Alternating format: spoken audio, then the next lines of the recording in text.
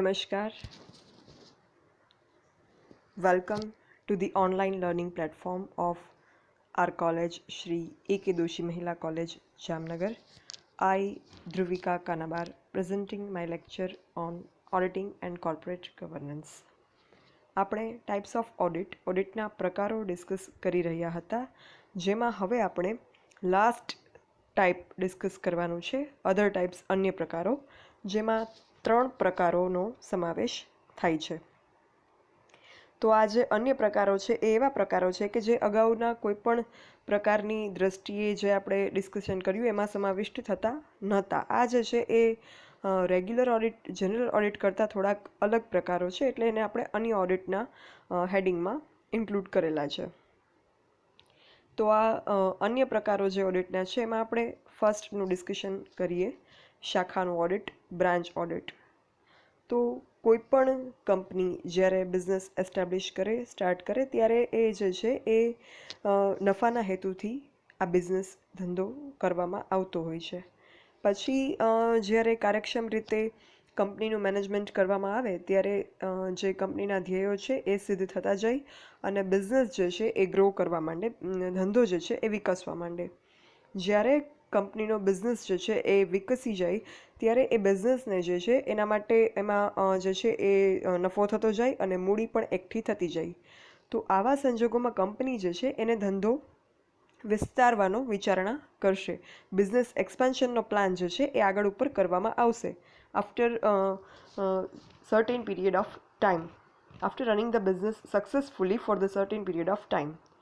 તો જ્યારે આ બિઝનેસ એક્સપાન્શનનો પ્લાન કંપની કરશે ત્યારે એ કઈ રીતે બિઝનેસને એક્સપાન્ડ કરશે? તો કંપની જે છે એની મુખ્ય ઓફિસ સિવાય અન્ય જગ્યાએ પણ વેપારના સ્થળો ખોલશે, એટલે એને કહેવાય એની બ્રાન્ચીસ કે શાખાઓ.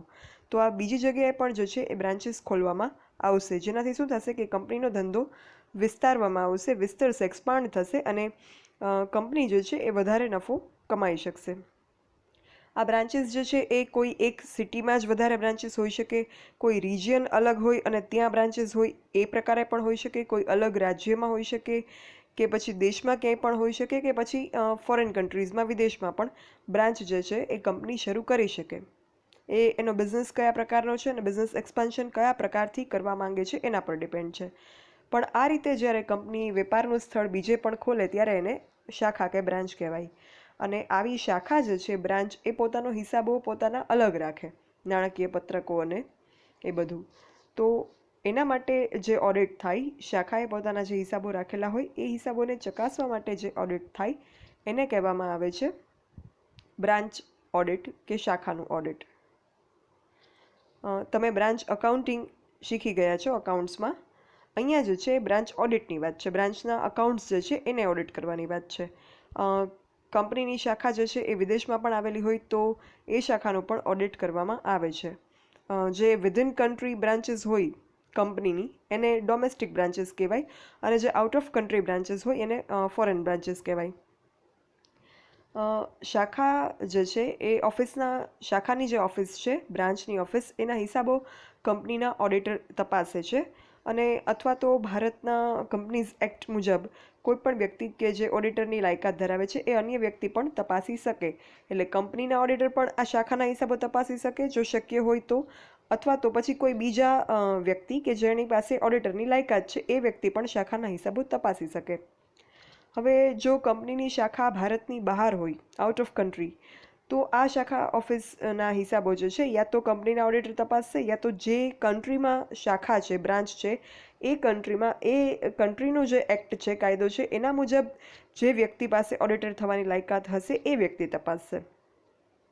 આપણી કંપની જે છે એના ઓડિટર જો ત્યાં જઈ અને હિસાબો તપાસે એ પ્રકારની વ્યવસ્થા આપણે કરી હોય તો એ પણ થઈ શકે. અધરવાઇઝ જે કન્ટ્રીમાં બ્રાન્ચ હોય ત્યાંનો જે એક્ટ હોય, ત્યાંનો જે કાયદો હોય ઓડિટર થવા માટેની જે લાયકાતો, એ કન્ટ્રીના રૂલ્સ જે હોય એ મુજબ ત્યાંના ઓડિટર તપાસી લેશે એ શાખાના હિસાબો.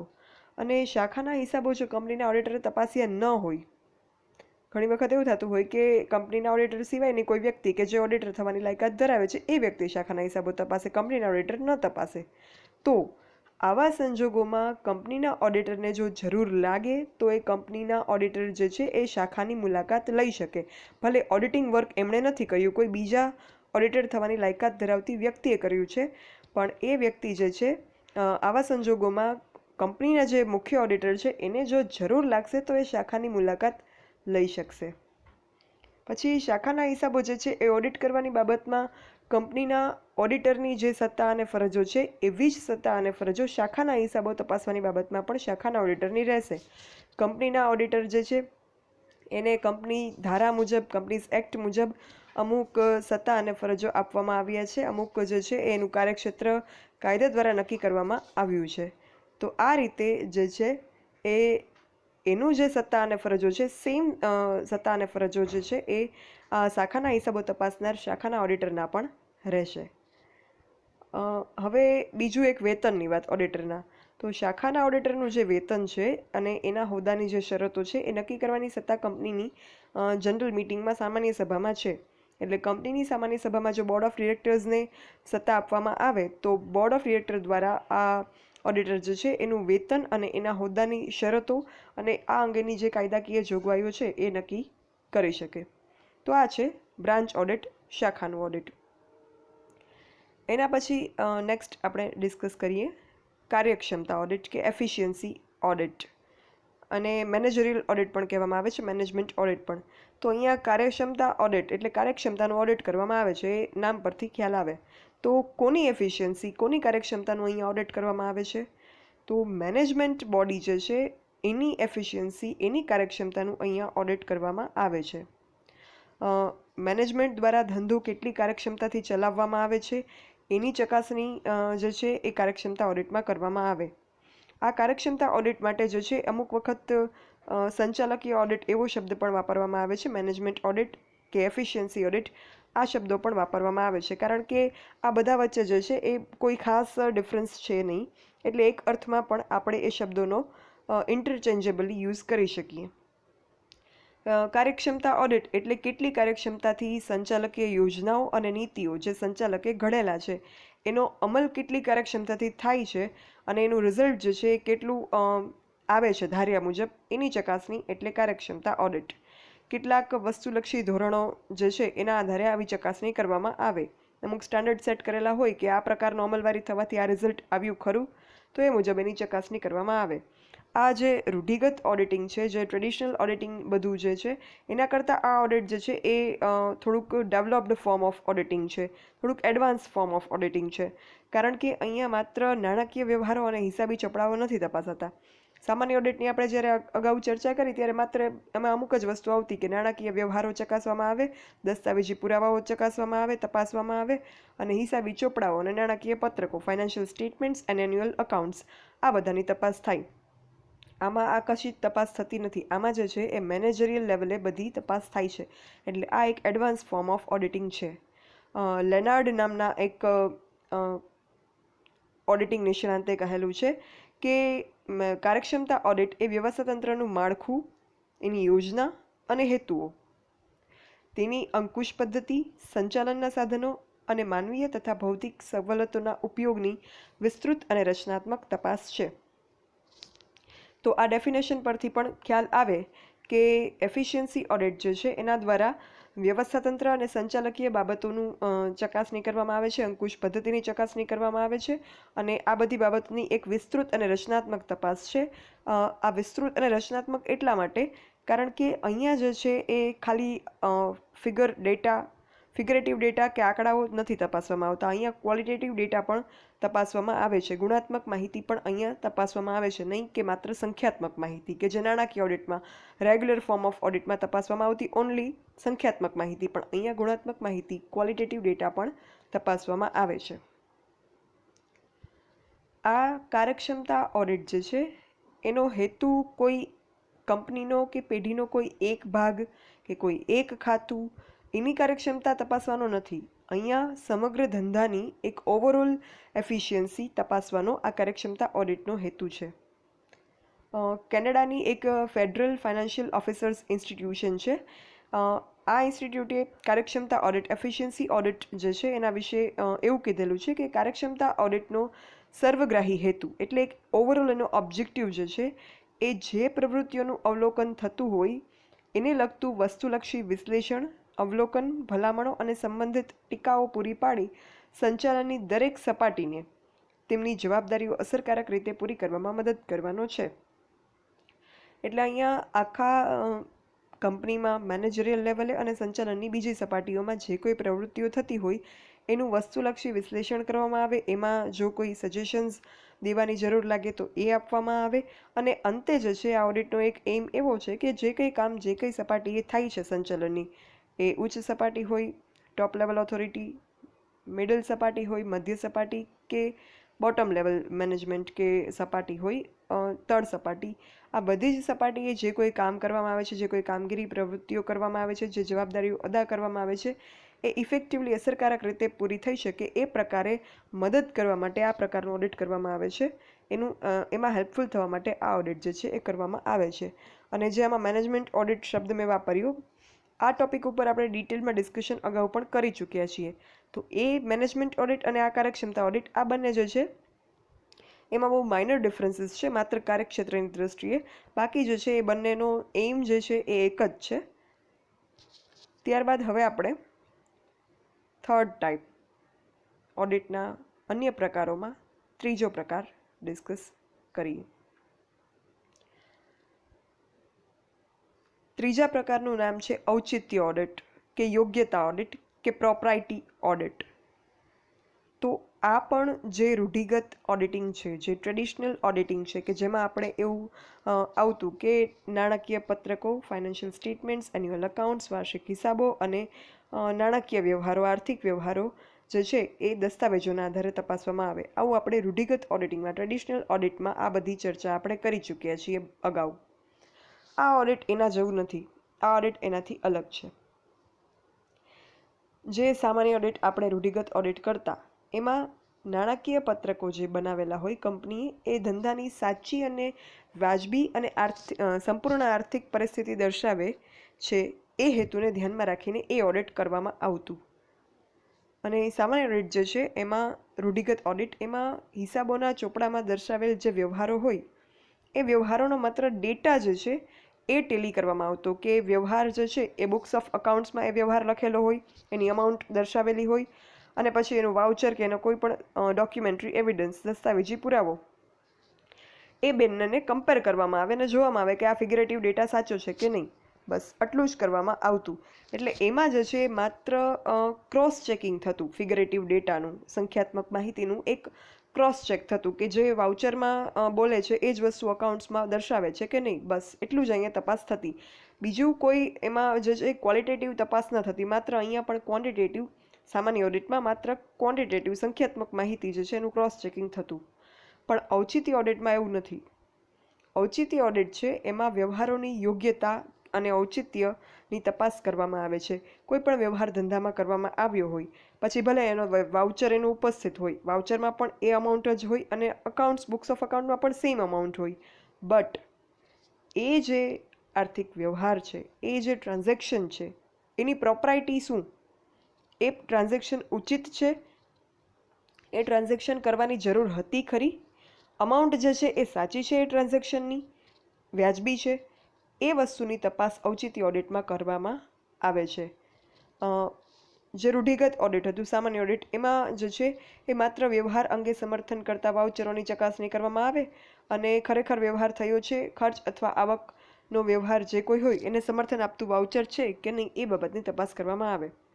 બટ આવો વ્યવહાર યોગ્ય છે કે નહીં એની ચકાસણી ઓડિટર જે છે એ ઔચિત્ય ઓડિટ જો કરવામાં આવતું હોય, પ્રોપ્રાઇટી ઓડિટ, તો એમાં જે છે એ ઓડિટર આવી ચકાસણી કરશે કે આ વ્યવહાર યોગ્ય છે કે નહીં. ફોર એક્ઝામ્પલ, મેનેજિંગ ડિરેક્ટર દ્વારા કોઈ એક મોટી રકમની ખરીદી જે છે એ કરવામાં આવી, તો સામાન્ય ઓડિટ, જનરલ ઓડિટ જે છે, રૂઢિગત ઓડિટ, ટ્રેડિશનલ ઓડિટ, એમાં શું ચકાસવામાં આવશે કે મેનેજિંગ ડાયરેક્ટરે જે મોટી રકમની ખરીદી કરી છે એનું ખરીદ ભરતિયું જે છે એ તપાસવામાં આવશે, ઇનવોઇસ તપાસવામાં આવશે અને બુક્સ ઓફ અકાઉન્ટમાં ખરીદીમાં એની અમાઉન્ટ ચેક કરવામાં આવશે. તો આ સપોર્ટિંગ એવિડન્સ જે છે, ઇનવોઇસ અને બુક્સ ઓફ અકાઉન્ટમાં એની એન્ટ્રી, એ બંનેને જોવામાં આવશે, અમાઉન્ટ જે છે એ ટેલી કરવામાં આવશે. બસ ઇનફ, ટેલી થઈ ગયું એટલે ઓડિટનું કામ પૂરું, એ એન્ટ્રીની ઓડિટનું કામ પૂરું.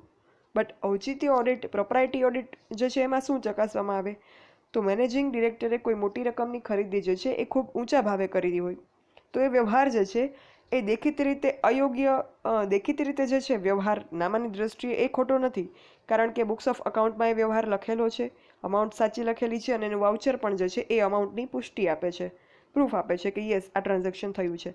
એટલે ટ્રેડિશનલ વેમાં એ વ્યવહાર ખોટો નથી ટ્રેડિશનલ ઓડિટિંગના નજરિયાથી. બટ પ્રોપરાઇટી ઓડિટ કરતાં જો એવું જણાય કે આ વ્યવહાર દેખીતી રીતે જ અયોગ્ય અને ધંધાના હિતની વિરુદ્ધ છે, આટલા ઊંચા ભાવે આ રકમની ખરીદી કરવાની જરૂર નહોતી, એનાથી ઓછા ભાવમાં વ્યાજબી ભાવમાં આ વસ્તુ કે આટલી રકમની જે છે એ ખરીદી થઈ શકત, તો આવું જો જણાય પ્રોપરાઇટી ઓડિટ કરવા દરમિયાન તો આ વ્યવહાર દેખીતી રીતે અયોગ્ય અને ધંધાના હિતની વિરુદ્ધ જણાય તો ઓડિટર જે છે એ પ્રોપરાઇટી ઓડિટ કરતા હોય ત્યારે એ વસ્તુ રિમાર્ક કરશે. જ્યારે સામાન્ય ઓડિટમાં માત્ર એ જ જોવામાં આવે કે ખરીદી થઈ છે એ અંગેનું ભરતિયું છે અને ભરતિયામાં ઇન્વોઇસમાં પરચેઝ ઇન્વોઇસમાં જણાવેલ ભાવ અને જે બુક્સ ઓફ અકાઉન્ટમાં જે અમાઉન્ટ જે નોટ ડાઉન કરેલી છે એ બંને સેમ છે. બસ સામાન્ય ઓડિટ એટલું જ ચકાસે. અને ઔચિત્ય ઓડિટ એનાથી થોડુંક એડવાન્સ છે, આગળ વધે છે. એ કોઈ વ્યવહાર ઓડિટરને અયોગ્ય જણાય તો એનો ઉલ્લેખ જે છે એ રિમાર્ક્સ એના આપે છે ઓડિટર પોતાના ઓડિટ અહેવાલમાં, ઓડિટ રિપોર્ટમાં. ઔચિત્ય ઓડિટ એટલે એવું ઓડિટ કે જેમાં જુદા જુદા પગલાં અને નિર્ણયોને એ દ્રષ્ટિથી તપાસવામાં આવે કે તે જાહેર હિતમાં છે કે નહીં તથા વર્તણૂકના ધોરણો સાથે સુસંગત છે કે નહીં. જે પ્રકારની વર્તણૂક જે છે એ અપેક્ષિત રાખવામાં આવતી હોય ડિરેક્ટર્સ પાસે, મેનેજર્સ પાસે, એને સુસંગત છે કે નહીં. તો કેવી વર્તણૂકની અપેક્ષા રાખવામાં આવતી હોય તો એવી વર્તણૂક કે જેનાથી બિઝનેસ જે છે એને નુકસાન ન જાય, બિઝનેસ જે છે એના સાથે સંકળાયેલા જે અન્ય પક્ષકારો છે એમનું હિત ના જોખમાય, ધંધો પ્રગતિ કરે અને જે ધંધા સાથે જોડાયેલા અન્ય પક્ષકારો છે એમને પોતાનું જે કંઈ શેર ઓફ પ્રોફિટ હોય એ મળતા રહે એ રીતે એમની વર્તણૂક હોવી જોઈએ. તો એ સુસંગત છે કે નહીં એ વસ્તુ તપાસે અને જાહેર હિતમાં કોઈ પણ પક્ષકાર જે છે એનું હિત આમાં જળવાય છે કે જોખમાય છે એ બાબત પ્રોપરાઇટી ઓડિટ તપાસે. તો આમ ઔચિત્ય ઓડિટ કરનાર ઓડિટર જે છે એ ફક્ત વ્યવહારને એના પુરાવા સાથે તપાસવાનું કામ નથી કરતા ટ્રેડિશનલ ઓડિટિંગની જેમ, રૂઢિગત ઓડિટિંગની જેમ, બટ સંચાલકો કે સત્તાધીશોના દરેક પગલાંને, દરેક નિર્ણયોની નિયમિતતાને, એમના શાણપણની અને એની અસરોને તપાસે છે કે કેટલું વાઇઝ ડિસિઝન લેવામાં આવ્યું છે. Wise decision in the sense કે ધંધાને કેટલા અંશે આ નિર્ણયથી ફાયદો થશે અને કેટલા અંશે નુકસાન થાય એવું આ ભૂલ ભરેલો નિર્ણય છે એ બાબત અહીંયા તપાસે છે. અને એ જે તે નિર્ણયની સંચાલકો દ્વારા કે સત્તાધીશો દ્વારા લેવાયેલા પગલાંની કે નિર્ણયની પાશ્ચાત્ય અસરો શું છે, એ ધંધા માટે સારી છે, પોઝિટિવ છે કે નેગેટિવ, એ બધી જ બાબતો અહીંયા અંડર પ્રોપરાઇટી ઓડિટ, ઔચિત્ય ઓડિટમાં તપાસવામાં આવે છે. તો અહીંયા આપણે લાસ્ટ ટાઈપ ઓફ ઓડિટિંગ, અન્ય પ્રકારોના જે 3 પ્રકારો છે એ ડિસ્કસ કરી લીધા. એક ફ્લેશબેકમાં લઈ જાઉં તો આપણે ઓડિટિંગના પ્રકારો મુખ્ય 6 રીતે ડિસ્કસ કર્યા. સંગઠનના સ્વરૂપની દૃષ્ટિએ, જેમાં અલગ અલગ પ્રકારના સંગઠનોનું આપણે ઓડિટિંગ શીખ્યા. એમાં એકાકી વેપારી પેઢી, sole proprietorship, partnership, company, trust, cooperative society અને ગવર્મેન્ટ ઓડિટ, આ બધા પ્રકારોનું અહીંયા સમાવેશ થતો હતો. સેકન્ડ ટાઈપ આપણે કાયદાની દૃષ્ટિએ શીખ્યા, જેમાં કમ્પલસરી ઓડિટ એટલે કે સ્ટેચ્યુટરી ઓડિટ અને voluntary audit and special audit, આ 3 ટાઈપ આપણે સેકન્ડ ટાઈપના સબ ટાઈપમાં શીખ્યા. થર્ડ જે સબ ટાઈપ હતું સમયની દૃષ્ટિએ, on the basis of time, એમાં આપણે ઇન્ટ્રીમ ઓડિટ, એન્યુઅલ ઓડિટ અને કન્ટિન્યુઅસ ઓડિટ શીખ્યા. ફોર્થ ટાઈપ હતું સ્કોપના બેસિસ પર, કાર્યક્ષેત્રની દૃષ્ટિએ, એમાં આપણે કમ્પ્લીટ ઓડિટ, પાર્શિયલ ઓડિટ અને ઓડિટિંગ ઇન ડેપ્થ આ શીખ્યા. ત્યારબાદ આપણે વિશેષ હેતુની દૃષ્ટિએ, on the basis of special type, એમાં આપણે આટલા ટાઈપ શીખ્યા: internal audit, external audit, cost audit, management audit, social audit, tax audit, environmental audit and secretarial audit. અને જે 6 લાસ્ટ ટાઈપ જે આપણે આજે કર્યું અન્ય ઓડિટ, એમાં આપણે 3 ટાઈપ ડિસ્કસ કર્યા: branch audit, efficiency audit and propriety audit. તો અહીંયા આપણા ઓડિટિંગના બધા જ પ્રકારોનું ડિસ્કશન પૂર્ણ થાય છે. પણ આપણું જે યુનિટ 1નું સેકન્ડ ચેપ્ટર કે જેમાં આ બધું આવે છે એ સેકન્ડ ચેપ્ટરમાં ઓડિટિંગના પ્રકારો સિવાય પણ અમુક મુદ્દાઓ છે જે આપણે ડિસ્કસ કરવાના આ ચેપ્ટરમાં બાકી છે. એટલે આ સેકન્ડ ચેપ્ટર યુનિટ 1નું પૂરું નથી થતું. અહીંયા માત્ર ઓડિટિંગના પ્રકારોનો ટોપિક જે સેકન્ડ ચેપ્ટરમાં આવે છે એ પૂરો થાય છે. ચેપ્ટરમાં બીજા પણ અમુક ટોપિક્સ આવે છે કે જેનું ડિસ્કશન હજી કરવાનું બાકી છે. એટલે એ જ્યારે હું ડિસ્કસ કરીશ તમારી સાથે સેકન્ડ ચેપ્ટરના જે બીજા ટોપિક્સ છે એ પૂર્ણ થશે ત્યારે આપણું સેકન્ડ ચેપ્ટર પૂરું થશે અને એ પછી હું તમને એમાં જે selected questions four self practice હું આપું છું એ ત્યારે આપીશ. અત્યારે જે છે એ કંઈ હજી હું આપતી નથી. અને નેક્સ્ટ હવે જે છે આપણે ફાઇનાન્શિયલ મેનેજમેન્ટના લેક્ચર્સમાં મળીશું. વચ્ચે આપણે અગેઇન જે છે એ પાછા આ સેકન્ડ ચેપ્ટરમાં પણ શિફ્ટ થશું. તો આ રીતે આપણે ઓડિટ અને એફએમમાં શિફ્ટિંગ કરી અને બંને સબ્જેક્ટ જે છે એ શીખતા રહેશું. So that's all for this lecture. જો કોઈને કંઈ પણ ક્વેરી હોય, કોઈ ડાઉટ હોય તો એઝ યુઝ્યુઅલ તમે મને આ મેલ આઈડી છે એના પર લખી શકો છો dbk.dhruvika@gmail.com. Thank you.